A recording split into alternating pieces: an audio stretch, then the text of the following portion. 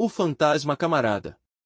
A palavra camarada é utilizada para designar um companheiro, um aliado ou correligionário.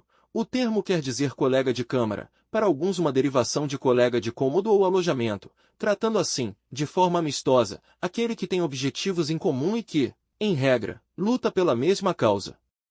O termo é utilizado por socialistas, ou comunistas, como tratamento aos seus pares ideológicos, criando a imagem de fraternidade entre os adeptos de tais ideais, o que é parcialmente falso. O objetivo de tal tratamento é fingir que todos são iguais em uma sociedade socialista, o que sabemos é uma clara mentira, capturando a lealdade dos mais incautos diante da falsa promessa de uma assimilação em uma espécie de grande família. O socialismo é uma espécie de seita pregando a utopia do paraíso na Terra, o qual chama de comunismo.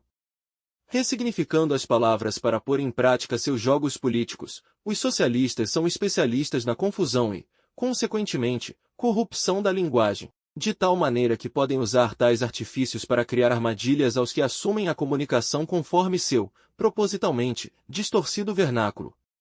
Quando alguém define uma mulher como mulher cisgênero, está admitindo, ainda que indiretamente, que a identificação com a verdade é relevante, portanto, acreditando que mulheres transgênero são de fato mulheres, por analogia, imagina-se que alguém que use a expressão homem humano está assimilando que possam existir homens não humanos.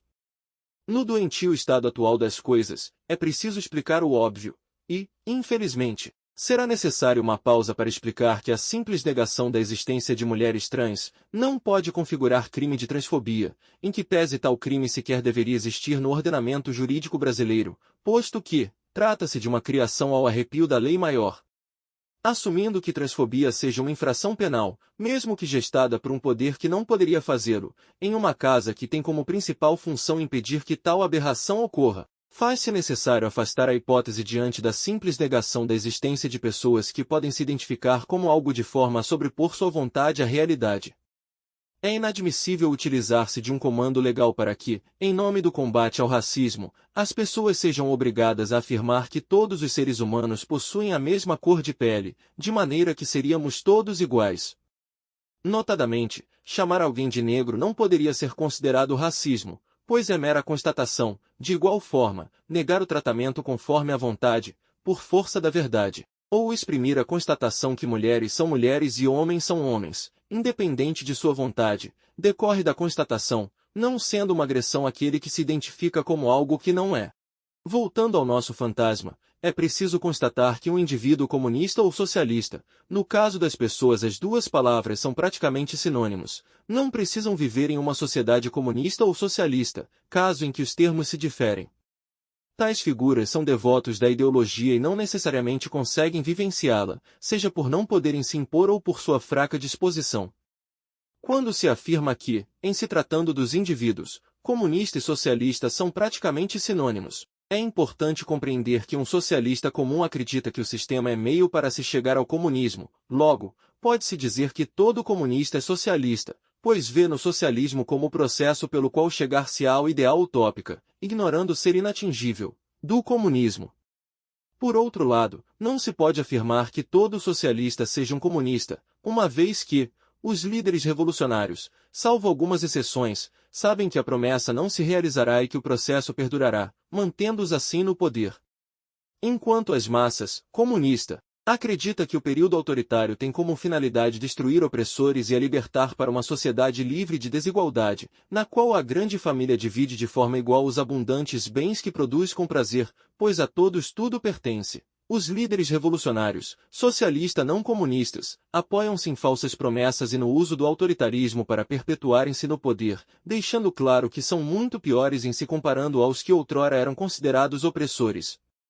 O inatingível comunismo é a mentira que seduz os tolos para que se atirem às presas do socialismo. Ao constatarmos que o socialismo busca ascender ao poder e, chegando lá, recusará deixá-lo em nome de uma translocada busca por uma utopia de igualdade, ainda que tal busca se resuma a um espetáculo cênico para manter os iludidos em transe, percebemos que o fantasma do comunismo é a entidade que alimenta a mentira dos líderes revolucionários e a fé doentia de seus seguidores. Sim, o comunismo é um fantasma, mas não por ser uma criação fantasiosa de quem busca impedir os revolucionários em sua escalada pelo poder, mas uma criação dos próprios senhores da revolução para que seu rebanho siga-os em direção ao abate. O espectro alimenta a fé de hordas bestializadas que clamam por mais açoites e negam servirem aos piores despotas, assumindo o vernáculo de seus mestres mesmo quando nitidamente contraditório. A figura amedrontadora, não por sua aparência mas por sua história, que deixou um rastro inigualável de sangue por onde passará, causa um sentimento de repulsa e insegurança. Conhecido por condenar suas vítimas a toda forma de degradação, matando em campos de concentração ou mesmo de fome, a praga que se finge inofensiva assume a forma que lhe convir para seduzir suas presas. O comunismo, conhecidamente nefasto, por vezes precisa negar sua própria existência para corroer a sociedade, atribuindo sua natureza à imaginação daqueles que o denunciam. Os adeptos da seita, seguindo orientações de seus mestres, buscam incutir em mentes alheias aos acontecimentos que a escalada do comunismo ao poder, nada mais é que teorias da conspiração e que o fantasma do comunismo, nada é além de uma lenda. Ignorar a intenta dos socialistas é a maneira mais simples de permitir-lhes ascensão ao poder, deixando-os correr todas as estruturas da sociedade até que sejam tão fortes a ponto de se revelarem, mas só o farão quando acreditarem que não podem ser parados. Os que se assumem socialistas estão convictos que seu poder não encontra obstáculo capaz de impedir sua manutenção no topo. Por outro lado, os menos presunçosos assumem uma postura de negação, fingindo que não há um plano de poder revolucionário em curso.